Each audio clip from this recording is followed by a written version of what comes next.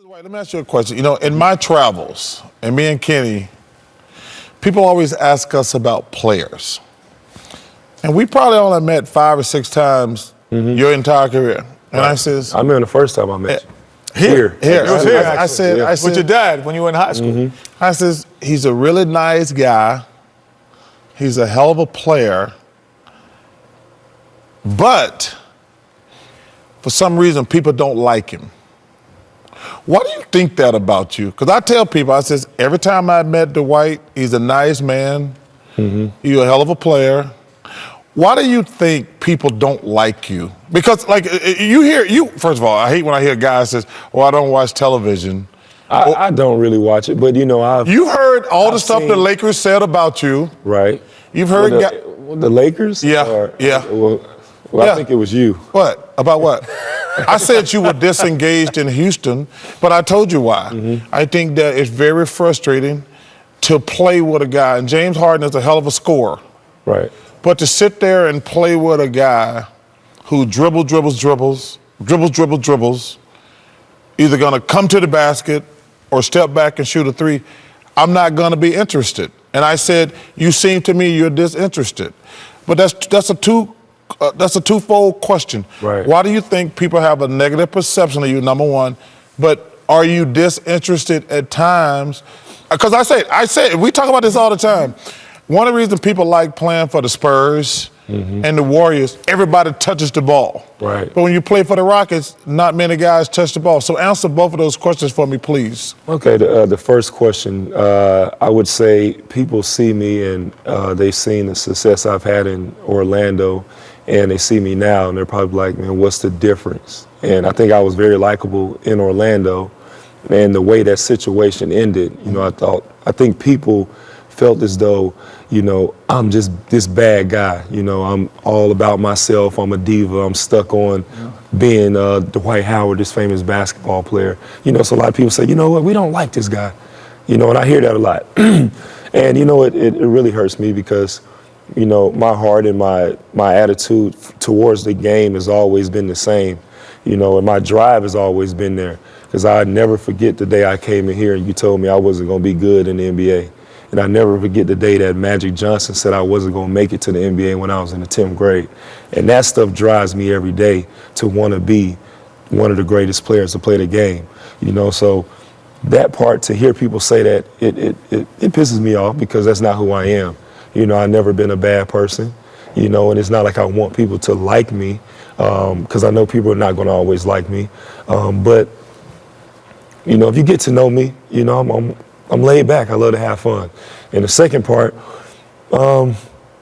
disinterested, I'm always interested in winning, you know, but as a big, you know, sometimes you want to feel a part of what's going on.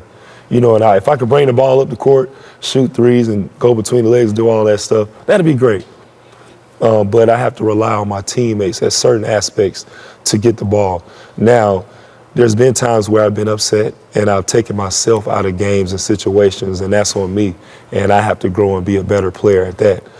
So I'm always interested in the game, you know, and I've had the problem with smiling too much, or people saying I smile too much, or I play too much on the floor. So when I'm not smiling and doing all that stuff, it looks like I'm not interested in the game.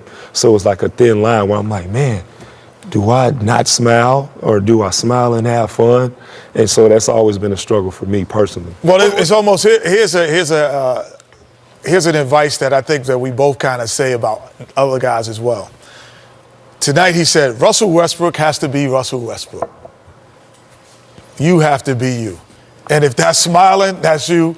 And if it's not being smiling, that's you. Because then your talents, to me, will come out more and every day. So when Russell Westbrook turned that switch on and said, I'm going to shoot the basketball with 9 seconds to go, even though the play should be I should pull it out and get fouled and go to the free throw line, he still shot it. And my line is, you can't make a hyena a lion, and you can't make a lion a hyena.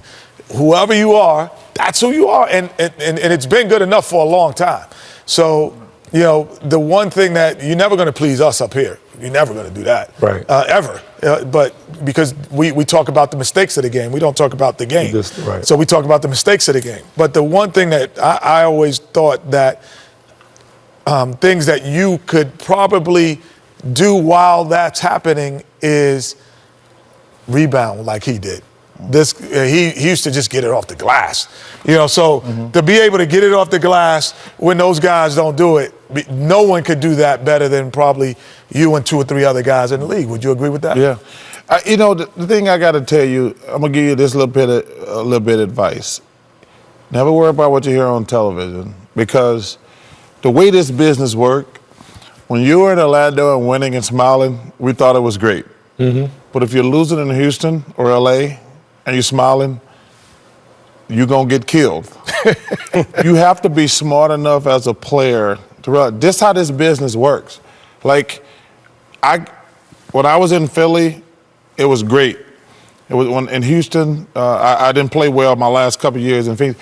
That's just the way it is. If you do well, we're going to talk about you great. If you don't do well, we got to criticize you. But you don't ever take it personally, because you've been a hell of a player for a long time, and you're starting on the back 9 of your career. And I think that you're going to help a team. I would like to see you win a championship, because I don't go crazy, but it bothers me to a little bit that I didn't win the championship. You know, Kenny and Shaq, I want to see guys, like I root for Chris Paul. I root for Kevin and Russell. You know, I rooted for LeBron when he was in Cleveland. I want to see guys who are great players win the championship. Like right now, I don't pray because I'm not a religious person, but I want to see Chris Paul win the championship, because I think, to me, he's the best leader in the NBA. Seems like a hell of a guy. I don't know him that well. But like yourself, been a hell of a player for a long time. I want you to take time this summer to think about how you want to finish your career and try to win the championship. You got to make a big decision this summer. Yeah, how about where you're going to finish your career? You know what? Starting with the opt-out. I haven't even, that part hasn't even crossed my mind, you know. No, Dwight. It hasn't. People at home, people are going to listen, they're going to hear that, they're going to say, of course it's crossed That's cool his what mind. people can say. This is my thinking right now. After the season, you know, I hated the fact that we got put out, you know, when we did. You know, I was very upset to lose to Golden State the way we did. And it just irked me. You know, it irked me that we didn't have a great season. You have 2 great players in, you know, James Harden, myself on the same team, and we were not able to be great this year like we wanted to together. And you know, that really it pissed me off. So I went on vacation. You know, I took a week away from the game. Went to Mexico. I heard you talking about Cancun. Cancun. I didn't go to Cancun. So you did. So you did. I didn't go to Cancun. I didn't go to Cancun. I went to a place close to Cancun. Okay. But I got away from the game, and you know, I said, what can Dwight Howard do to come back and be a better player? And I've already started training. You know, my focus right now is making sure I'm in the best shape and my body is better than ever, because I want to come into next season with the mentality of dominate from preseason all the way to the end of the season, wherever that may, wherever we end up as far as the playoffs. But that's my focus. You know, I can't focus on free agency or any of that stuff that's going to happen later on, because I want to make sure my body is right. And, you know, I want to change that perception of that, you know, I don't really take this game serious, because this is my life. I've been doing this since I was 3 years old, and I want to win. You know, that's why I play this game, and I don't want to finish my career and not be up on that podium. You know, I watched Kobe win on my floor, you know, winning the finals, the game on my floor, and it pissed me off, because I'm like, man, that could have been my time. And I saw him win. So each year I watch the playoffs and I see these guys winning the championship, and I'm like, man, I want to be on that stage.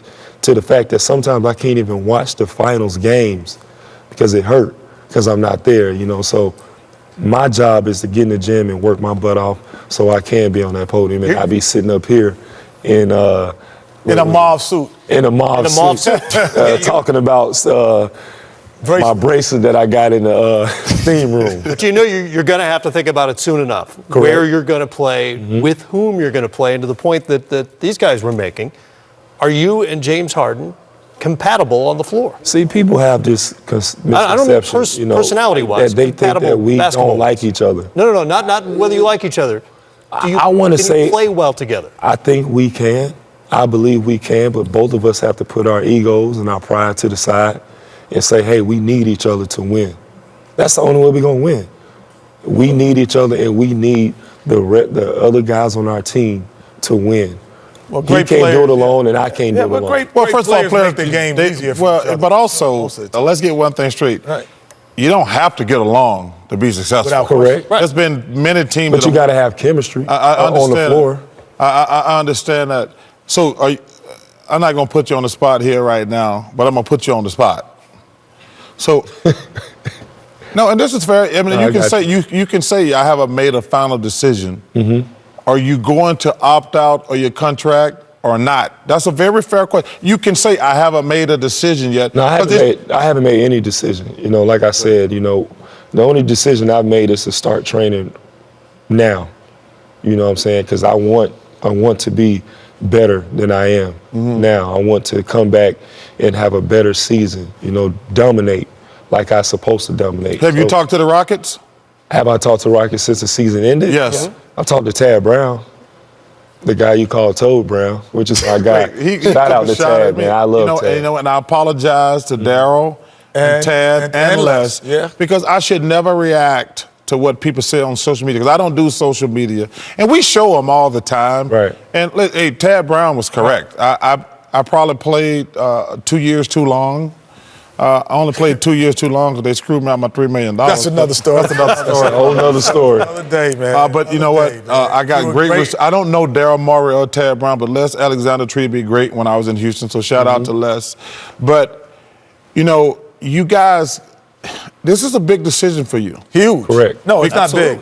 Because it's huge. This is probably going. Let's be realistic here. This is going to be his biggest last deal. This is going to be your last. But this is not. That's if he opts out. Well, First of all, he has to opt out. He has to opt out. Number one, he knows that. He's over 10 years. Yeah, Matt, he has to because two reasons. Number one, he can't. He's too great a player to play on a 1-year contract. If he was to hurt himself, that'd just be like, who was this guy's agent? Bernard Madoff? And virtually everyone assumes you're opting out. Well, he has to for financial reasons. I mean, it's you got 1 year left. It makes perfect sense. So he has to opt out. Either that, but the decision that you make will change your life forever. It will change your life and your perception of what people think of you forever. Yes, because because you're gonna get a lot of money anywhere you go. But you got to put yourself in a situation where you got to win. Well, listen. If your people around you, you're too great a player to play on a 1-year deal with all this money that's coming up. You've got to set yourself and your family up. I mean, that's just common sense. But the decision you make has got to be about because let's be realistic. You saw Tim Duncan tonight. He's the greatest power forward ever. Mm-hmm. The tank is empty. There's nothing left. You got a window where you can still be a hell of a player. And this is going to be your chance to win the championship. So that's the number one thing you should be thinking about. Numero uno. Numero uno. All right, we're now officially done grilling Dwight. Yes. We're good to you. Keep going. I can grill you all day. Hey, I'm great. Take a deep breath. We missed the commercial break for you tonight. Hey, keep going. We're in like the 4th segment of the show now. We haven't taken any commercials. I like it. It's about time. But we will come back.